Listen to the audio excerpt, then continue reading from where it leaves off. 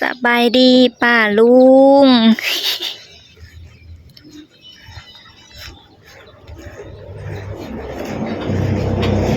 ปื้ยปื้ยอ่ะทูป้าลุงเนี่ยเอาหำดัวเอ้ยดากออกเลยนะมาแต่นาหำ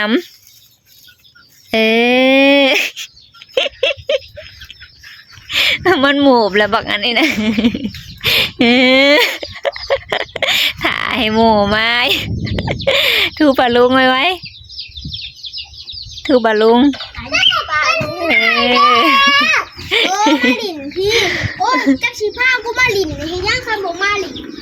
จักสีว่ากูมาลินส่งดึงส่งในส่งสีเฮียล่ะโดมาลินอยู่รถอยากขึ้นรถอยากขึ้นรถส่งทรายส่งถึกอยากขึ้นโอ้ยมาหน่อยนี่กะเบิ่งแน่มึงใหญ่ไว้อะไรนี่เล็กอันไหนถับบ่ขึ้นลูกบ่ขึ้นสบายดีป้าลุงโอ้โหอารวาสแล้วไอ้ขึ้นเอาห้องเอาขึ้น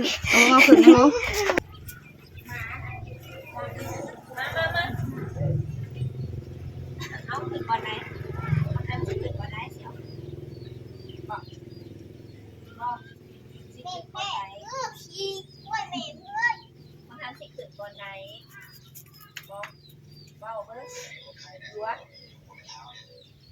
แปลงหมดมาเสียวขึ้นนี่มันขึ้นนั่นบ่ขึ้นตัวนั้นบ่นะมันแปลงมันเป็นเล็กบ่เล็กอันรุดหัวอยากขึ้น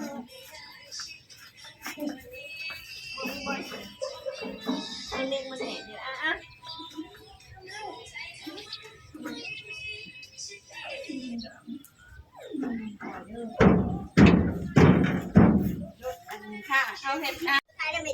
สบายดีป้าลุงอีกเทื่อหนึ่งเด้อเบิ่งนี่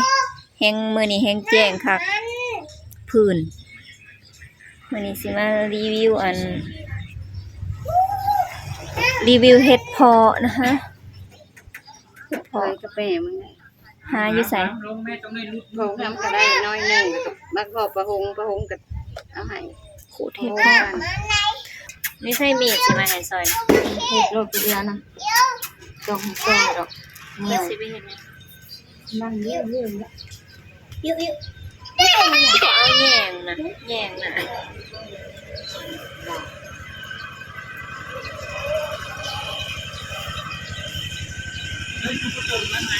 เอาขวดเติมแหละ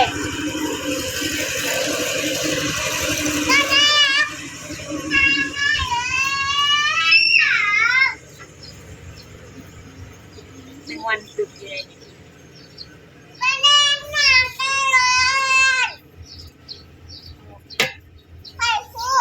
ให้ฮูกสุดยอดฮะอยากขึ้นอยากลงอยู่นั่นแล้วไทยแล้วนะเพิ่นน่ะป้าไก่กับเขาไก่จำโตไก่ยังมีคู่ภาษาคนยังบ่มีคู่บอลินอยู่หั่นแล้วลูกเฮียนมาแต่ไสละวาดอยากขึ้นแล้วก็อยากลงเลยอยากไปซ้ายบ้านนี่ลงเลยเฮ็ดได้ไดไปเอามาลงจนนั้นมันตีลังกาลงมันอ่อนเนาะเฮ็ดนี่เนาะมื้อแลงสิแกงเพิ่นว่าเฮ็ดแม่กับละเคยได้คนละกรรมมาโฮมกัน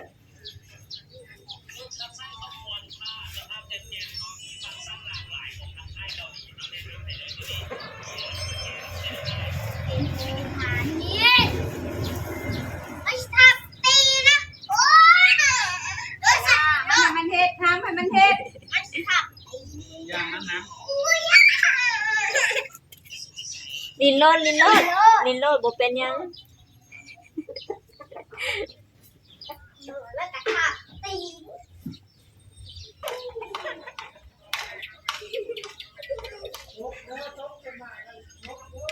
ถามเมียพาน้องดื้อแม่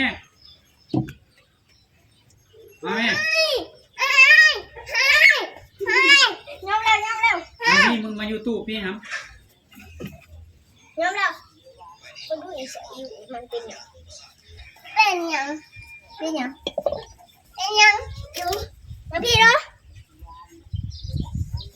อย่าเฮ็ด อุ้ยอย่าลิ้นไหมฮัมอย่าลิ้นไหมเอาไว้มันสิถือกันนะโอ้ย มาพี่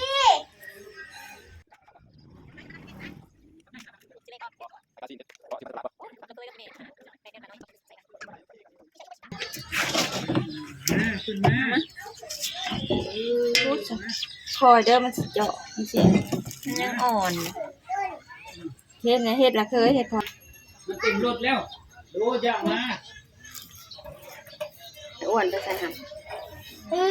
ม อย่าป้าดแนวนั้นหันเด้น่ะสิได้เด้อามา เป็น ของ สีด แก่นั่นน่ะ แก่กับยาเฮ็ดพอนางน่ะ จะกินได้ซื้อเท่าไหร่ลูกก็ยังใหม่อยู่พี่ซื้อดีเท่าไหร่ ยันได้แต่เห็ดเพาะ หาอยู่ใส่บ่กี่ แต่หาอยู่นะ อืม แม่มันต้องเป็นให้แม่เป็นชายเอา บ่หลาย เต็มรถแล้วดู ลายเติมอยู่ เฮ็ดพอพาอยู่ เพราะอันนี้แหละ กระโปรงว่าอันนี้ได้จากโลบอกของหำเอา ก็ไปหา เพิ่นเอามาหามาแล้วก็ให้อยู่เพิ่นเพิ่นลงตัดแล้วมาขี่จะเล่งมันนำพงหำพงว่าเฮ็ดโหลนึงได้แต่สิได้ตัวนำ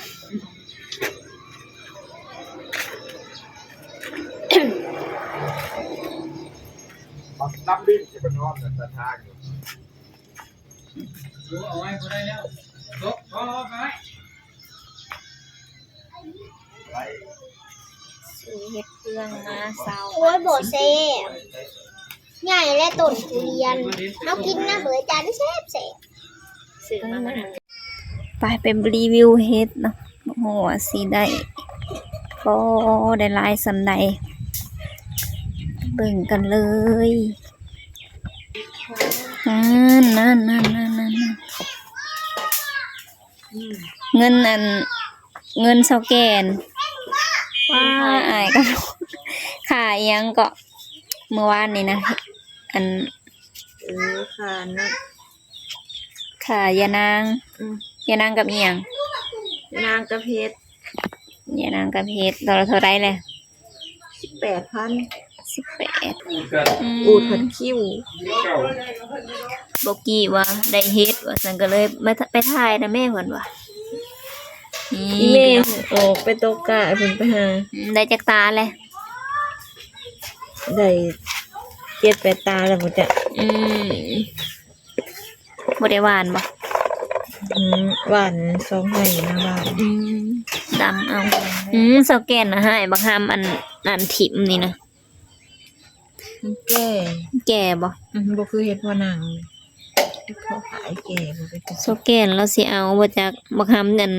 ปาดถิ่มแล้วเราให้บางนึงนี่นะ เขาไปเฮ็ดหยัง เอาไปแค่ ขูดเฮ็ดคือกัน ไปหาเฮ็ดบ่เพิ่นจ้ะ ของเราเคยก็ของอีแม่มารวมกัน เฮ็ดพ่อนางบ่จักว่าจังหาย นี่แล้วเฮ็ดเพราะอันนี้แล้ว เพิ่นว่าทางในมันกินได้เพิ่นว่า ได้หากมันบ่แซ่บ นี่พี่น้องวิธีการเฮ็ดแกะขูดเฮ็ด ลำบากลำบนเพื่อสิได้กิน เดี๋ยวสิได้อันหนึ่งมัน ก็บ่ยุ่ง อยู่ปักซองนะเขาเฮ็ดอันเขาคายให้ได้เขาล่าง เขาขูดล่างให้ขาวจนผ่านอยู่ป้าตาสะออน โลเท่านั้นเนาะ 150,000 เลยเด้มันลงละ เฮ็ดพ่อนางอีพ่อหายนี่ จะเฮ็ดอีหยังเฮ็ดเพาะหนังหรือเฮ็ดเพาะอีหยังนี่แหละบ่จักมันมี2แบบเด้เนาะ อันนี้นะเฮ็ดพ่อค่ะ มันมีเฮ็ดเพาะไผ่เฮ็ดเพาะหนัง เฮ็ดพ่อนางน่ะมันล่างทำมาอยู่เนาะ หาแถวหน้านะในหวยนะ กับอัน หน้าปะโบหน้าโคไปหอมตีเพิ่นนะ เอากล่องนี่มันจังแจ้งนี่ร้านน้อยก็ได้แก้มเพิ่นเบ่งเลยหังก็ได้อันเดือนปลายเพิ่นว่า แต่ว่าอันนี้น่ะเด็กปลาเป็นบุญนี่ละกัน แก้มอันเดียวเด่นเนาะ โอเคมันเด็กช่วยมันกินหาย ดูดอยู่เพิ่นว่า เอาไปดูตัวตามันบ่ออกเลย มันบ่มีนุ่ม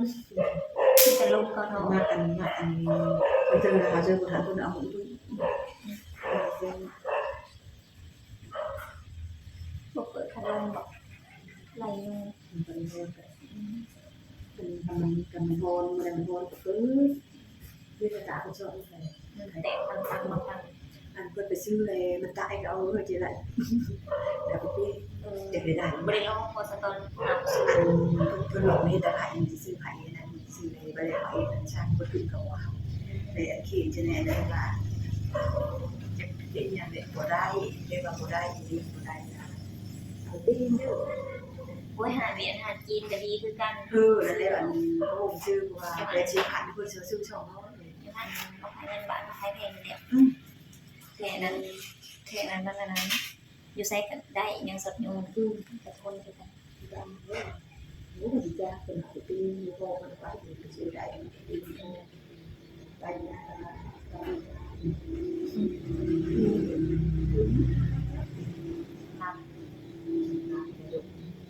รัดยังดูนมดอกสมกับอันนี้แก้มเพิ่นตุ้ยนะแก้มน่ะใหญ่อ้วนๆแก้มแก้มเพิ่นคือไผคือพ่อหรือคือแม่ ที่กันพ่อไปแล้ว ตานะตาพ่อฮิบเริ่มมีแต่อยากให้เนาะ2-3เด็กน้อย เด็กน้อย 2-3 เดือนเริ่มขี้ให้ อยู่ไหนมีแล้วยันไผ่เอาไปเลยไม่ใช่พ่อเห็นแล้ว เป็นนี่ เก่งที่พ่อไปที่ไหนมีแล้วอัน จะมาอู้กันเดี๋ยวนี้ให้จะมาอันเด้อก ล่อมกันอยู่ บ่ได้ไปหาเฮ็ดบ่ใส่อู จะมาเป็นตันเขาจะบอก มันย้อนระบิดอยู่มือก็รู้ตานะเบิ่งมึงรู้อายุซื่อๆนะ จะพอบริกินนะวะถ้ามันเบิ้ล บีบ อยู่ซื่อๆมึงรู้คนดู อันเพิ่นอันเพิ่นบริกินนะได้นะไม่นานพอตายเธอว่าในเดี๋ยวนี้อ่ะกูบ่จักเธอแต่อันนี้ก็กูบ่จักเธอไปกินนะ เพราะอันมันน้อยสำหรับจังงูนะงูน้อย เอาวันการพอตัวไปหุ่นนั้นไปในวันกะ ก็คือนั่นแหละเด็กก็แล้วก็เด็กก็ไปบ้านก็ อืม